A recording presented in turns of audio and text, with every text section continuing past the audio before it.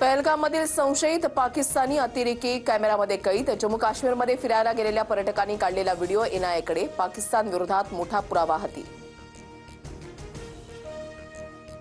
Photo आणि video post करत भारतीय नौदलाचा पाकिस्तानला सूचक इशारा. तर पाककडून नियंत्रण रेषेच्या 5 ते 7 किलोमीटर परिसरात जीपीएस जॅमर. पाकिस्तानची आंतरराष्ट्रीय कोंडी करायला सुरुवात. पंतप्रधान मोदींची 13 जागतिक नेत्यांना फोन. 30हून अधिक देशांच्या राजदूतांची अधिकाऱ्यांच्या बैठका.